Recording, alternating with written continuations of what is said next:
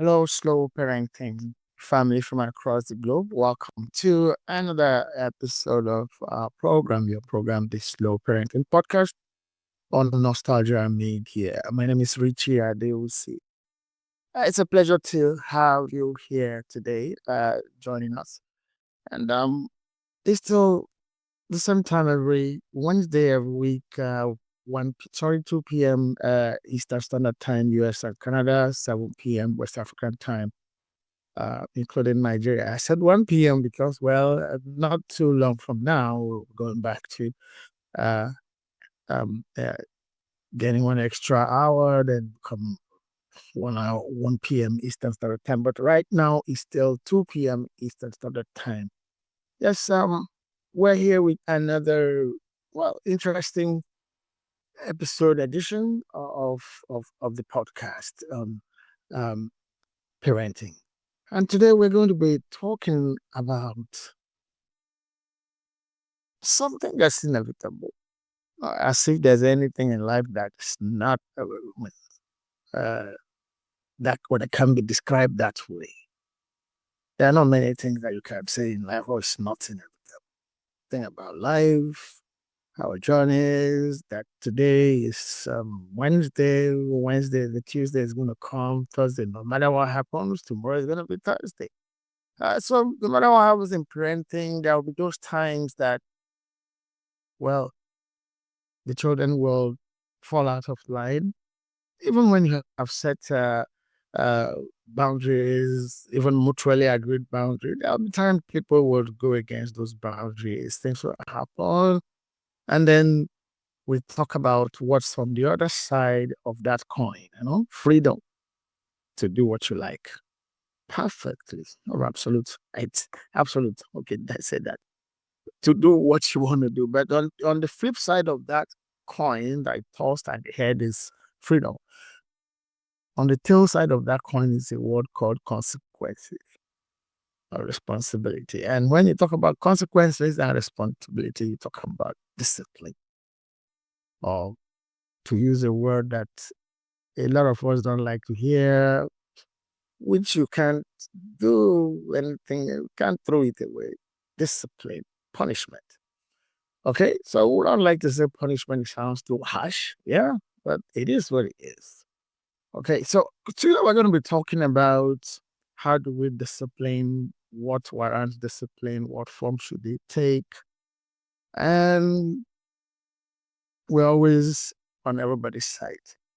But if they ask you to say which side of the divide does Richie tend to lean to, I'm sure that those of you who follow us who will be able to say, is it children? Okay, is it children? Yes. Because again, they are who we are working for, they are who we are doing the things we do for, they are who we are expecting will carry on after us, maybe do things that manage to get to do things that we wished we were able to do. So there's a lot of expectation that we put place on our children, and that carries some weight. Might actually be the reason why they get out of step once in a while, sometimes mistakenly. And that is the reason, one of the reasons for which, when we are talking about discipline, we need to really take a deep breath. So today, our show is tagged Think Before You Strike. If you like, take a deep breath. Oh, that crazy thing that happened, that craziness has happened. Don't go crazy yourself. Take a big, big breath before you take action. Okay? That's our show for today. So, our households always quiet? Do things always go to plan? Do children always behave the way they are expected to behave or the way they need to behave? There's a difference between the way you expect them to behave and the way they need to behave. Even on both sides of that, conversation. It didn't always happen in those ways all of the time. Okay? People, for one reason or the other, including our children, don't get it right all the time. Errors happen, human and otherwise. Outright rebellion happen. Okay? But when you interrogate some of the reasons for interrogate them, try to get to know the why uh, about some of those behaviors that you call maybe they're actually really, you find out that there are, you know, reasons that you might not have thought might or could lead to what um, we conclude to be rebellion or to be you broke the boundaries that we set. I was sharing a joke with a friend yesterday, and I'm like, well, uh, this friend has 5 grown-up children, one guy and 4 dolls, if you like they would say, a man and 4 female, a male and 4 female. We were joking about those days in high school, boarding house, and the senior student will stand at the door of the dormitory or his side or her side of the bed and say, one boy or one girl there. The entire dormitory will come running. Nobody wants to be last. That's the consequence for being the one that gets there last. When the senior says, one boy or one girl there. And my friend said, Richie, that is in the Stone Age. That was happening. He said, look, my gang here, they all sit in the living room and I'll say, somebody there. And they'll be looking at you. When he said, why did nobody ask? I said, but you didn't measure my name. So you have to put labels. You have to be specific. Now I have to say, John, come. Or John, please, could you kindly get my phone from me? Is there on the side table there? Can someone get me my phone? There's no one named someone. And you're getting angry and nobody answered you. And when you follow that rabbit hole, you probably arrived nowhere. Mom, dad, you said someone. And we're wondering who the someone is. Normally when you want something done, you say, yeah, you gave us specific things to do at specific time. So we expect that when you want something, you also say, John, get me. Most of us won't be happy with that. But try to see the funny side of such situations or such, uh, incidents and laugh about it. And actually say to yourself, okay, yeah, right. So next time you don't say one boy there or someone, can somebody bring me this? You didn't name any of them somebody. That's what they're telling you. You didn't name any of them somebody. So don't say somebody there. Say John, say Mary, say Olu, say Ada. And then hopefully Olu or Ada or John or Mary will show up with what you want or show up for getting what you want done. Okay? So all of that was about take a deep breath. Even when things have gone wrong, even when things have not happened the way you expect them to happen, or even the way you agreed for them to happen. Let those moments become moments to have further discussions. But again, you too, you're a human being. You said this guy, why is he talking like this? What can I see if everything you do that way? No, but then I learned the hard way Really, you don't learn the easy way because you listen to folks like myself. Okay, it's share our own experiences and learning. Okay, professionally and practice with you. Or you make up your mind and decide that you want to learn from your own experiences. That's a tough route to go. Okay, calm down. Not many people like the term calm down, especially when they are not calm.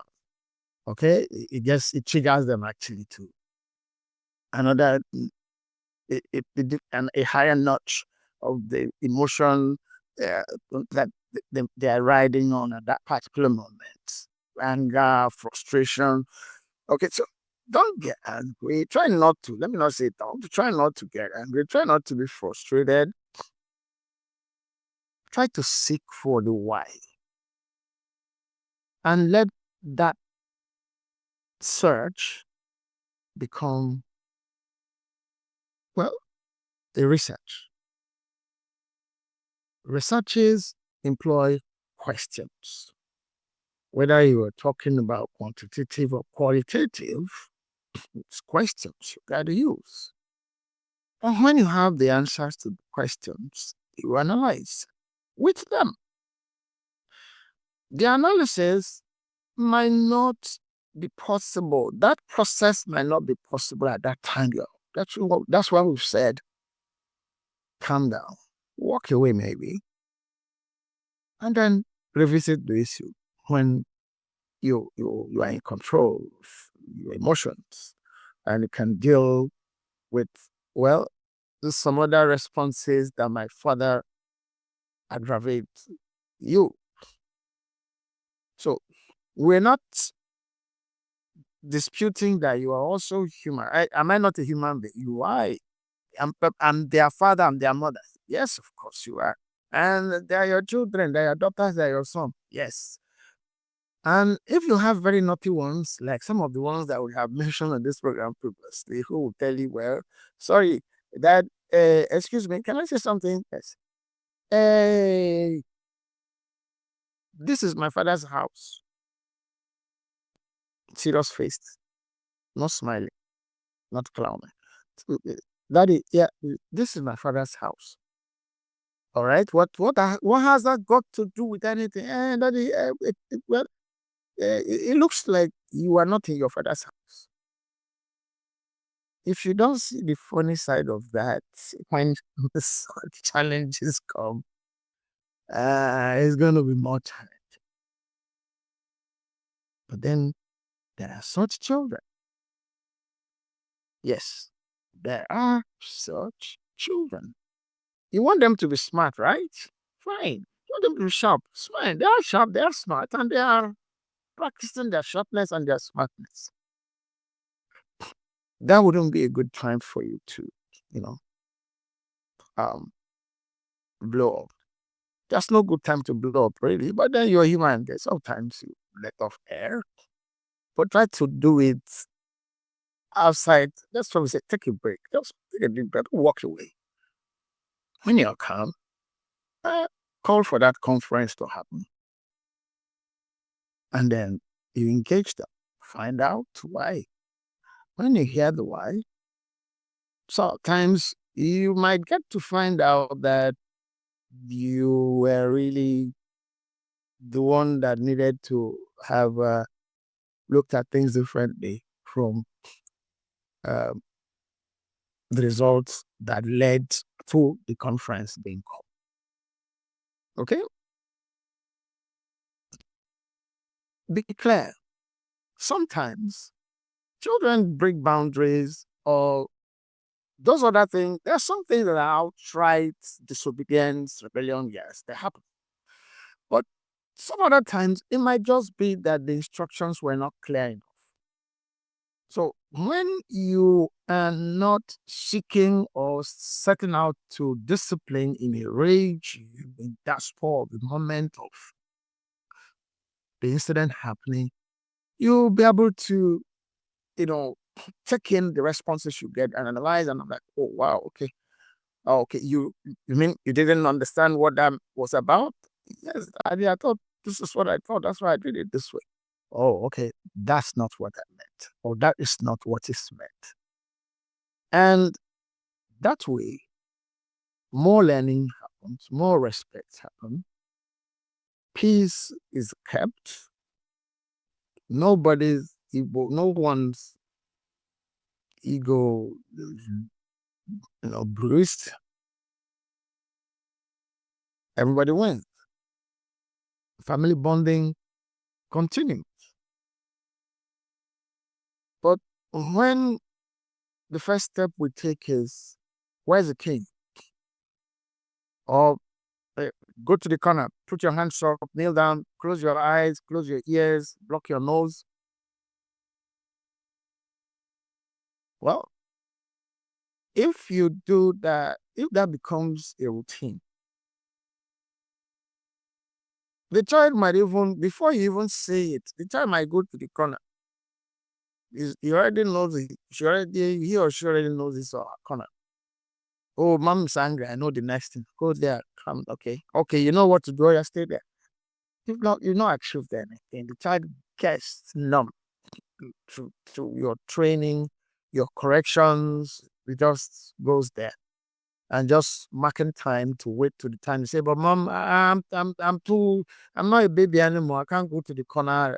Then another level of confrontation happens because you didn't deal with the level one of it by letting the child take in the corrections that need to happen, even when things have gone wrong. It's just okay, go there, punishment. Okay. We have community members sending in the comments, views, questions. The first one here says, my child don't seem like, okay, my children don't seem to take correction seriously unless there is a punishment attached. What should I do? Let's replace the word punishment with discipline. Hmm? Please, let's replace the word punishment with except disciplinary action is applied.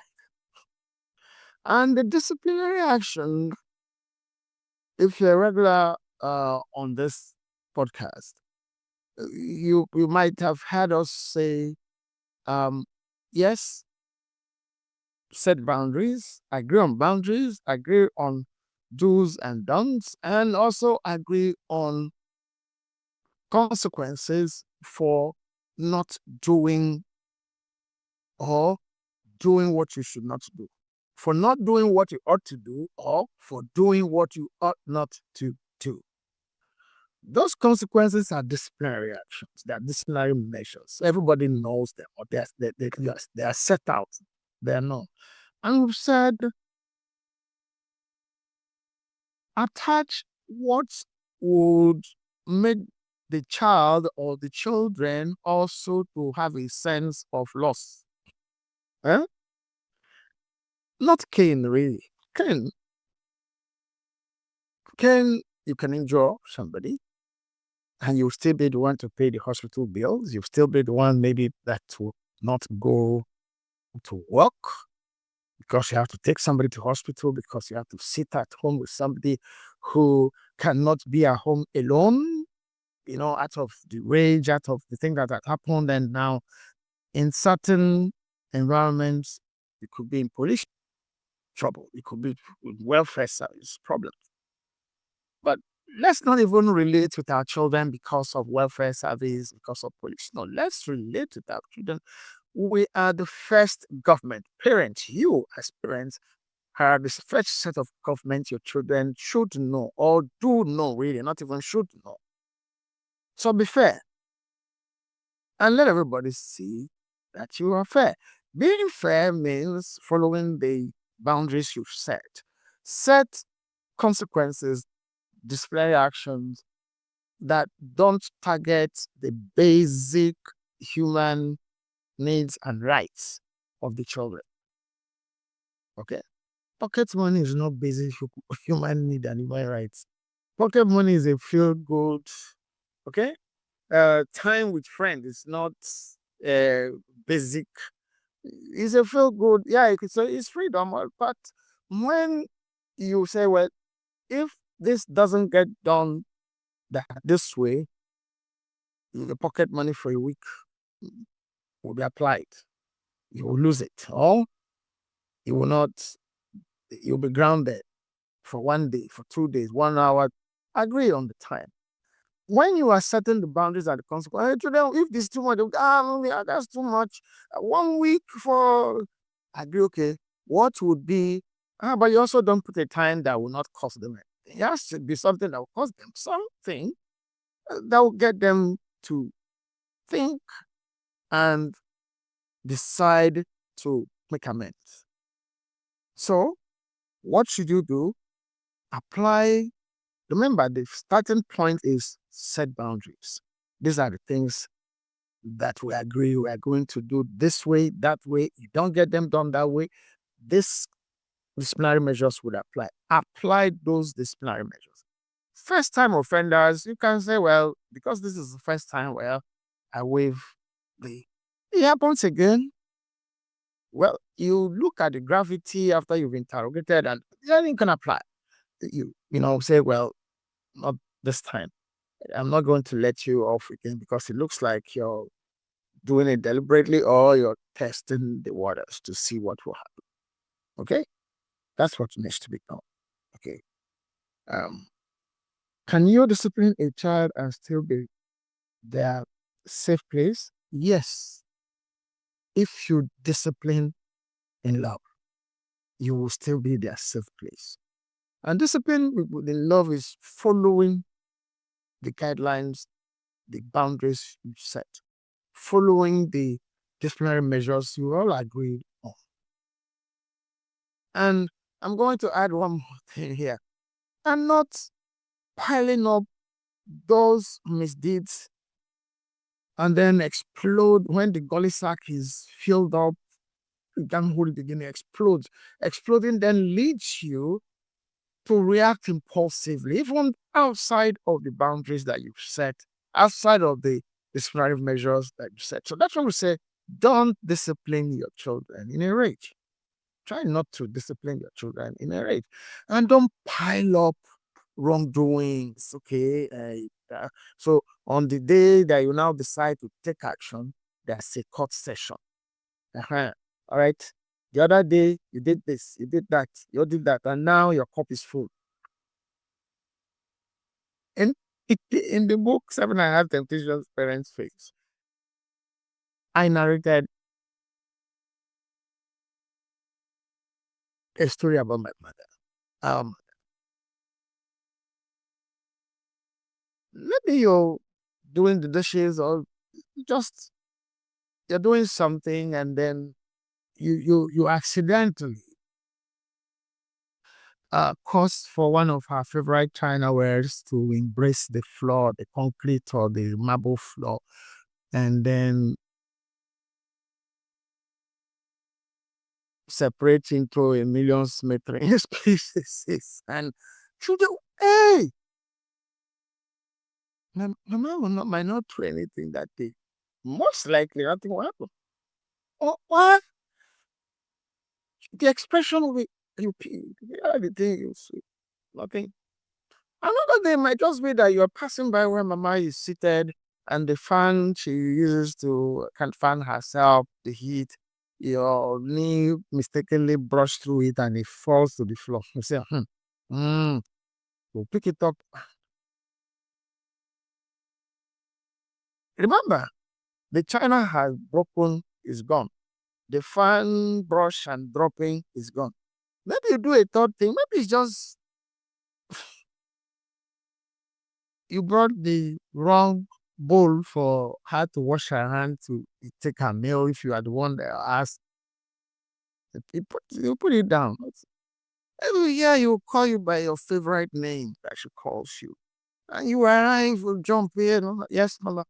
You say, okay, please go into my bedroom and bring me my snuff box. Uh, for all intents and purposes, Mama's snuff box is with her there. But she wants you in the bedroom. You don't know. You've forgotten. You've forgotten the broken china ware. You've forgotten the falling fan.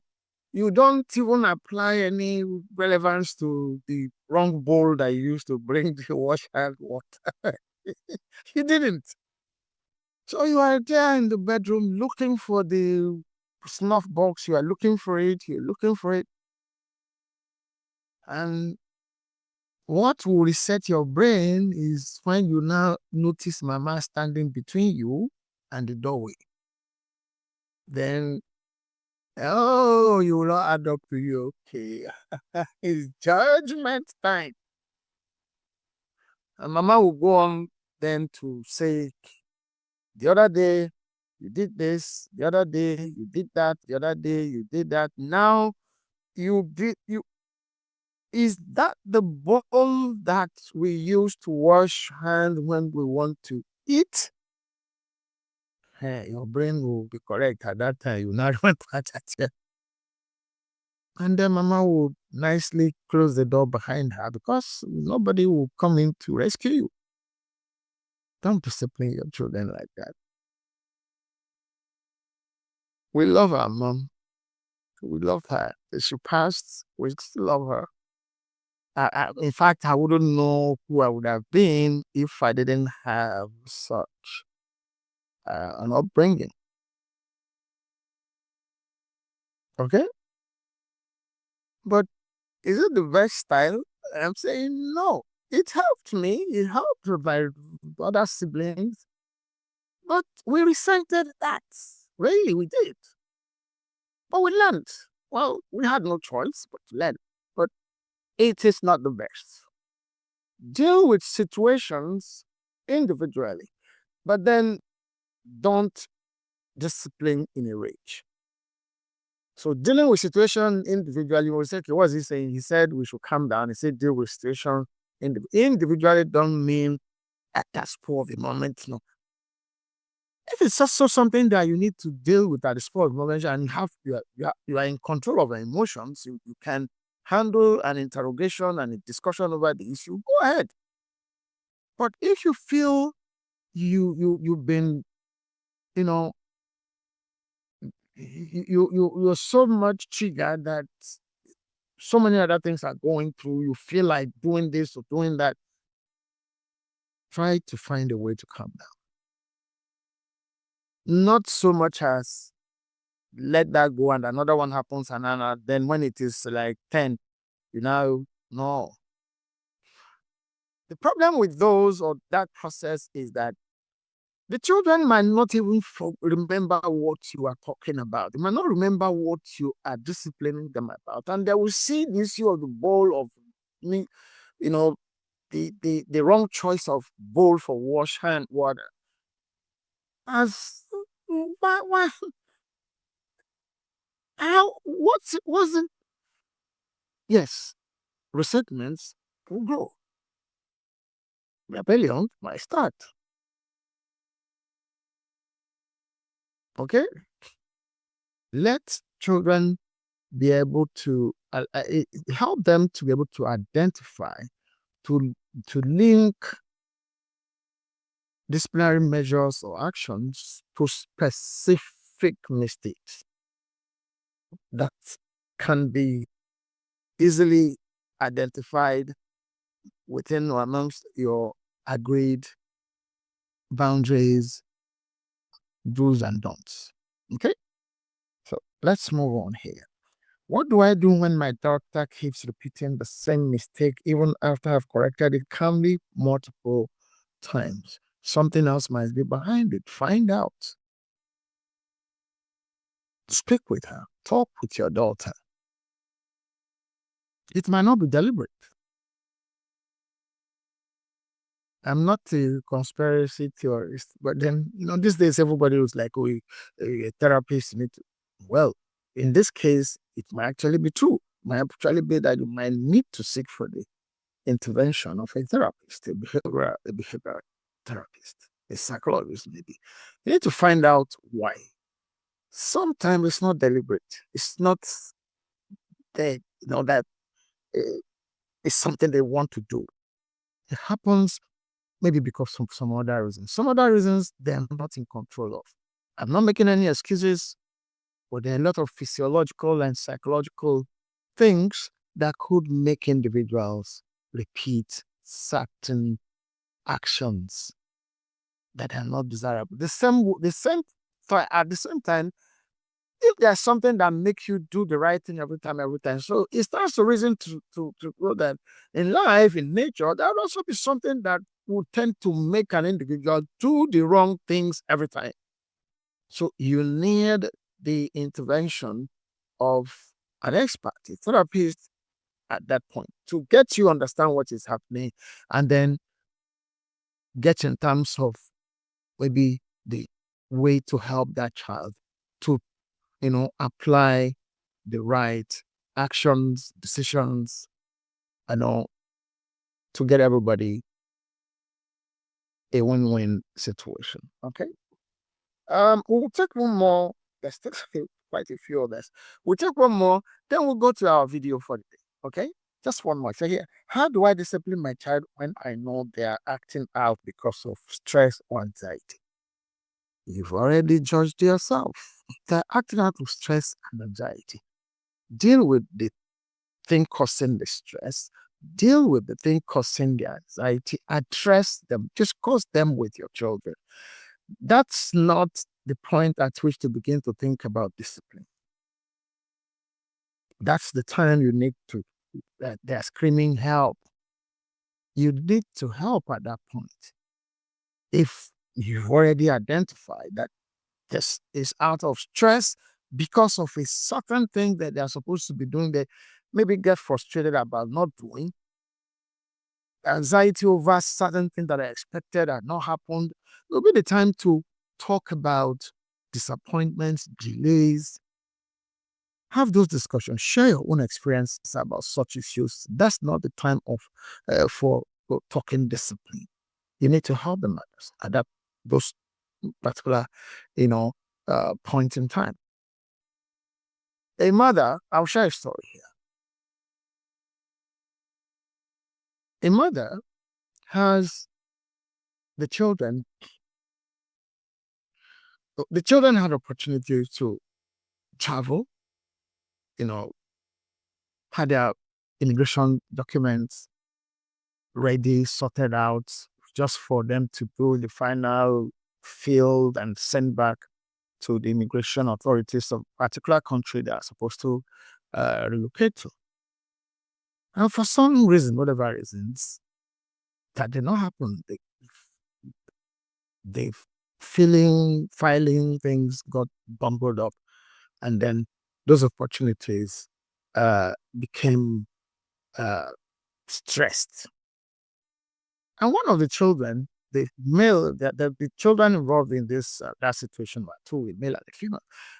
The male, over time, after what was wanted, was interested in still embarking on that relocation.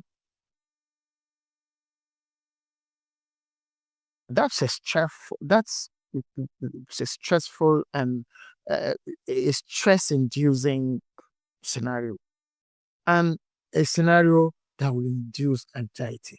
Well, is this thing going to be still possible? When is it going to happen? What am I still doing there? Especially if the environment in which that child is in is not so conducive, especially if there's some other reasons for which wants to go to the other place that they needed to relocate to. And we're talking about discipline here when I know my child is stressed, when I know my child has anxiety issues. And the mother knew what the situation happened, what the issues were, but now decided that that's the time to take the child, the young man, to a psychiatrist, not even a psychologist, to go and assess whether if the child is, mentally balanced. That's a further abuse. Okay? You know what has happened. You know why this person is frustrated and stressed.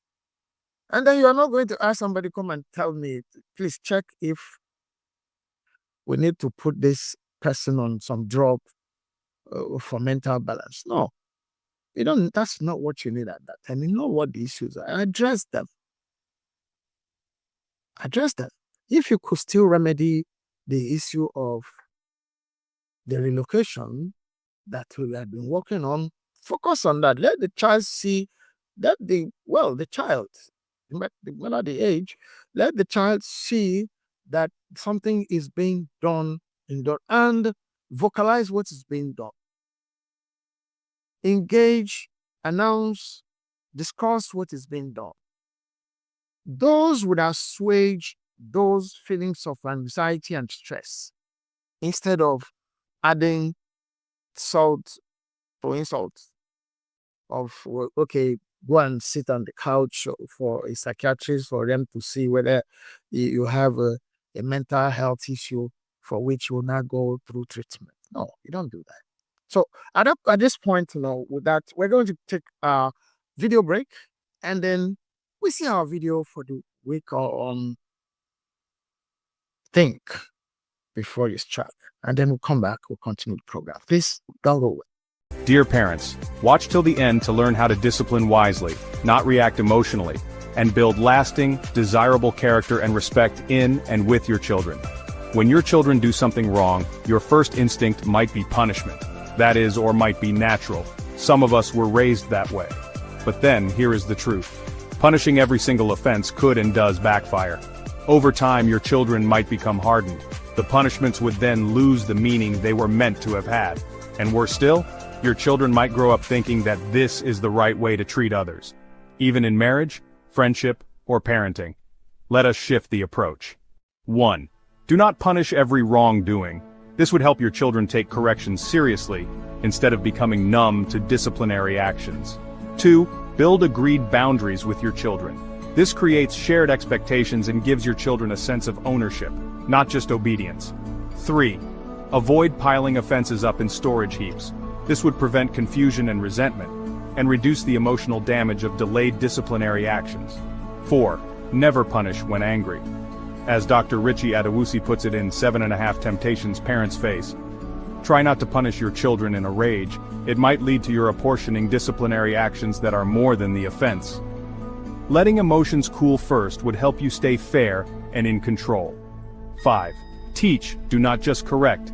Assignments, questions, and conversations help your children understand what they did and why it matters. Your goal is growth, not fear. Respect, not rage. Discipline is strongest when it comes from love, not from loss of control. Share this with a parent who needs a breath before their next reaction. Comment, like, subscribe, follow, and stay tuned for more practical and effective parenting videos. Not just hacks, but heart.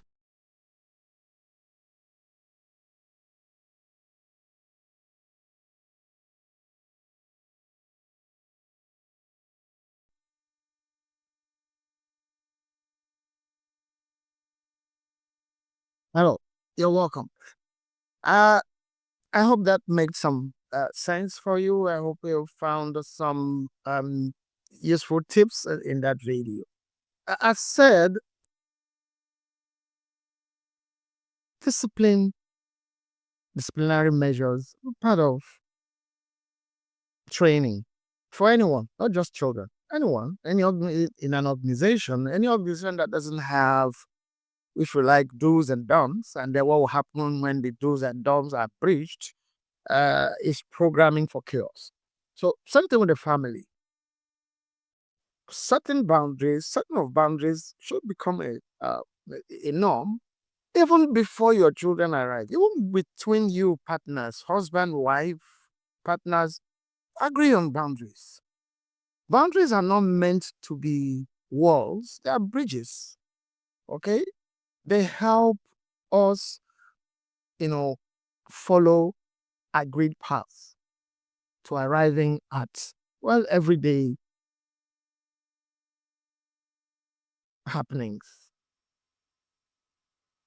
Okay? So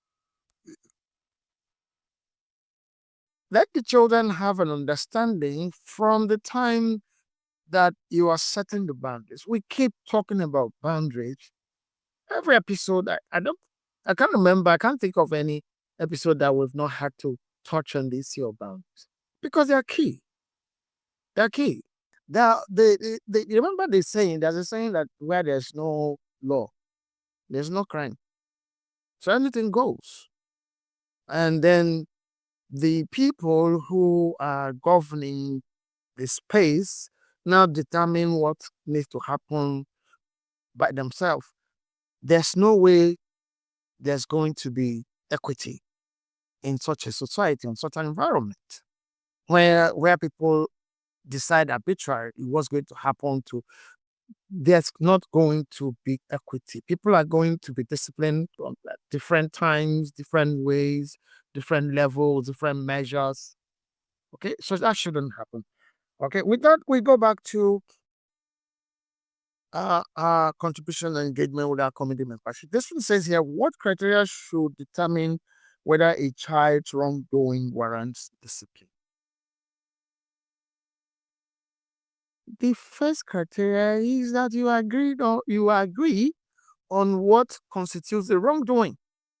And how do you do that? What I just finished talking about now, boundaries and consequences and rewards for obeying or disobeying the boundaries. That's your first, you know, and like we said that when we said that from the top of the program, even when such boundaries have been set, such consequences are, there are, you know, there could be exemptions based on your own assessment as a parent about what would have led to. There should also be probably the application of the first offender rule. Is the first time this person is doing this. We don't let this happen again. What did we agree should happen if this happened? The child remembers, okay, yes, okay. So what should happen? I shouldn't do it again, daddy. Fine. You've agreed. And then you watch. All you want is for your children to behave properly, as agreed by all of you. That's the definition of properly. The properly shouldn't be in your head. No, it shouldn't be as defined by you secretly. It has to be as defined.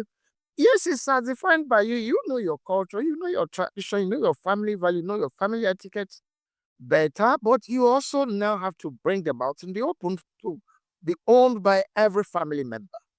That is what boundaries do or should do or are meant to do.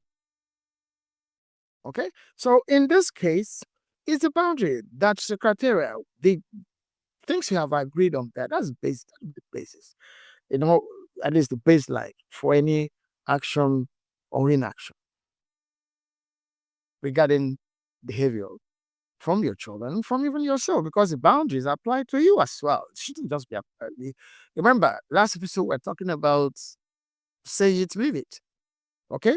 Don't apply the do as I say thing and not as I do. No, they're watching. They want to behave like you.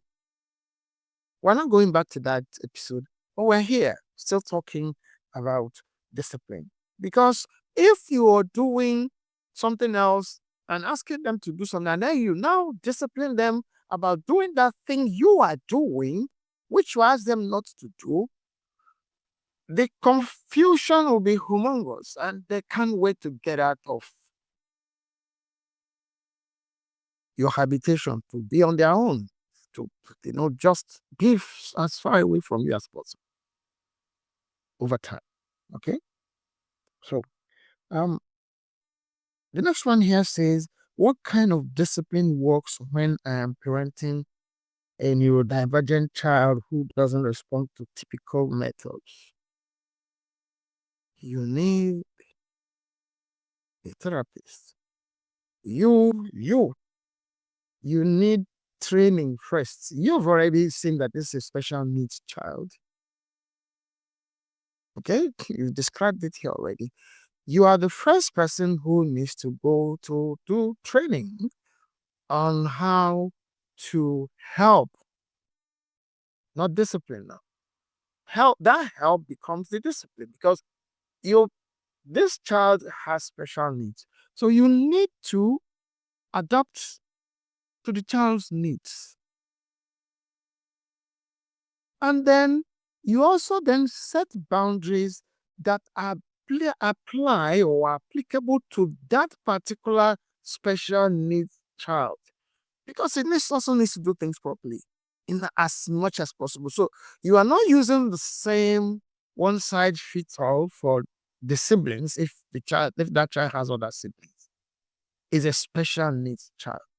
You need a specialist to help you develop relational, processes, tools, actions that will help that child develop to the best, you know, level possible under the circumstances of that child's special needs situation. Okay? Yeah. Um, this community member here says, how do I know when to talk, when to act, and when to just be silent during a child's misbehavior? Mm, well, in most cases, you are the one who's going to teach yourself that or those. First, know your child, know your children. At different ages, they are doing different things for different reasons. Sometimes at their toddler, periods, they are testing you to see what you do, to see how you will respond. So if you keep, the child is happy, he wants you to jump again, he will do it again. And he said, you do the same thing. He wants a repeat process. It's, as far as that child is concerned, when this play is happening, okay, then you get serious. Okay? This is not a joke. This is no longer a play. John, this is not a joke. It's not a drill.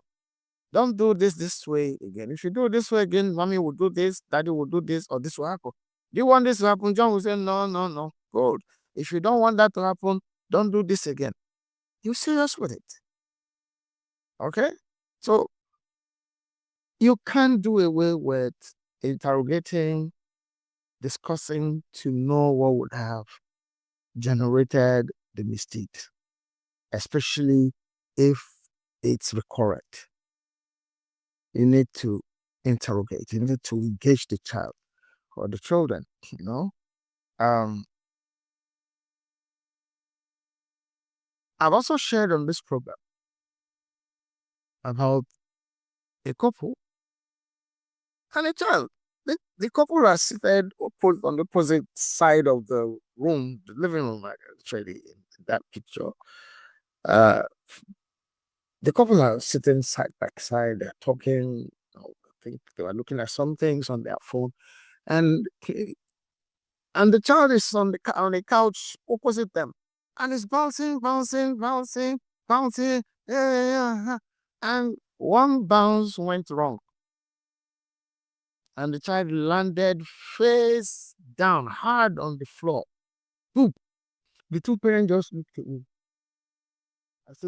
as if they didn't see that child. It could be said to be cruel, but the first thing that occurred to me was that they must have been telling that child, stop bouncing on the couch, and the child just keeps doing it.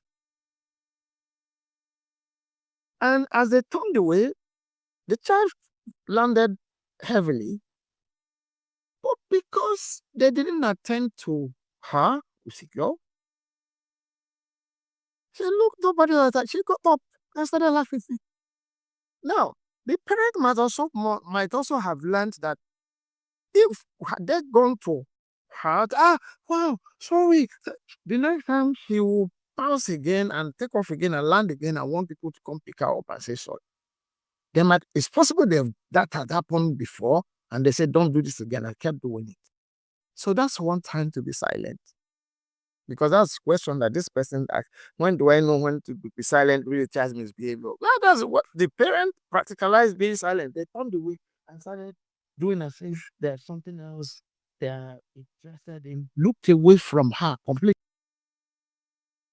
And she picked herself up and laughed. And they returned to what they were doing on their phone again. They didn't even when she started, because again, I just guess that they must have been saying, "Hey, Mary, don't do that. You will fall." Mary had probably fallen a few times before, and they had gone running, and Mary is trying them again to see if they will come running. That day, Mary didn't get anybody come running. That's one time to be silent, like I said earlier. Okay, it's a misbehavior for which you warn the child. But please don't say Richie said don't attend to that child. Um, there should be a kind of fall that you hear that no matter what the warning that had happened previously, the reaction of the child, like embracing that flaw, should maybe also get you off your seat to, you know, give the needed help to the child. It could be a bad fall. But luckily, that wasn't. She got up. After they waited, they were there, turned away, and she got up and laughed. Hey, hey, hey. So they knew and continued her play. So they knew everything was okay. But if that child remained there and would say, "Hey, mommy, daddy, well, please get up, go to check. He might have broken something, might have sprained something. Yes, he did something wrong, but then some other thing had happened. So when that broken or sprained limb, whatever is being treated, that becomes a time that, well, we told you don't do this. See the results? Are you in pain now? Yeah, it's painful. Okay. What should you do next time? I won't jump off the couch again. Good. So next time, you don't go there. But then don't say, well, we told you and leave the child there is there in pain and the immediate attention that should medical attention that should be given, uh, you overlook it. No, don't do that, please. Don't misquote me. Okay? Thank you. All right. We have another community member here who says, what potential negative impact could punishing children in a rage have? The first one is you could apply, if you like, a disciplinary measure that is more than the misbehavior that you are trying to correct. And then you would also be harming yourself emotionally in a rage. You are most likely going to feel bad at the end. I have been there. I don't want to go into a particular incident, but I felt very bad.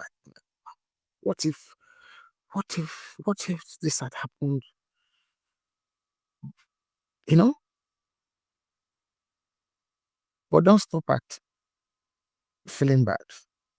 Go back to your child, discuss it, apologize for your overreacting if you have.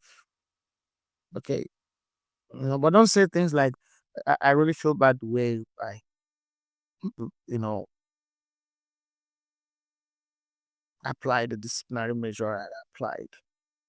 But don't stop there. Don't go over. But you shouldn't have also no. Then you shouldn't even bother have to go. You don't minimize your own misbehavior by quoting the child's misbehavior. No. Apologize and let it go. You know yourself that you shouldn't have. The child shouldn't have. So don't repeat it. You want to apologize for your own, stepping out of line. If you now water it down by saying you two shouldn't have, the child is a reasoning being like he will say, okay, they say two wrongs don't make a right because I did this that way. Why you beat me like this? He won't say it out. Some children, but some children will tell you, say it. Okay, so the potential negative outcomes, your own emotional well-being could be impacted. Your own mental health could be impacted if you continue to react in a rage over things. You could impact you. Even your relationship with other people. You could get conditioned to reacting and then people wondering what's happening. So you don't do that. The last one we're going to take, please, it's going to be the last one. Please, any other comments, please leave on comment section on the YouTube channel. who would always respond to you. Thank you so much. What role should older siblings play in disciplining the younger children in the family? Do they carry out disciplinary? I suppose I think this person probably wants to say disciplinary measures themselves, or leave it all to their parents. Everything should be spelled out in your boundaries and consequences, and who does what and who should respond to it. Why would you be disciplining somebody for doing something that you could fall foul of doing? The child will be waiting for her. When I did this, this is what you did. Let me see. Okay, okay, I'm going to give you 6 strokes of the cane. They'll be happy you to count one. You don't know why they are saying the one. They are remembering what you did to them on their own. Oh, yeah, your hand, your hand, your hand. Two, you be boiling. I mean, the elder sibling who they are counting the thing for. Three, what's wrong? Why is it this? Remembering what you so you too can do something wrong, and so they can cane you. So don't engage. Try not to, have let them do the talking, let them report, let them draw attention to the wrongdoing. Don't, because some of the things we have said here now, don't discipline in a rage. Don't, the other one will be you've done this and you've done this, and this is what we agreed. Oh yeah, Cain, they might not be able to apply the other emotional, intelligent measures or processes that we have uh, advocated for on this program. So that is our show for today and the Slow Parenting Podcast on Nostalgia Media. We still appeal to you, please, if you haven't subscribed to our show, help us, support us to grow and engage, comment, send your own comments. For instance, if we didn't have these community members sending in these comments, we might not be able to go as deep as if we did go deep into the issue areas concerning this particular episode. So please engage, send your comments, your questions, your concerns, okay, and subscribe, follow us, like, share our videos, the stream with your friends, especially those of them that you know that might benefit from the issues that are raised or discussed. Okay. Thank you so very much for being with us today. We look forward to being with you same time next week, next Wednesday, 2 p.m. Eastern Standard Time, US and Canada, 7 p.m. West African Time, including Nigeria. Till we come your way again, this is still the Slow Parenting podcast. My name is still Richie Adewusi. See you next time.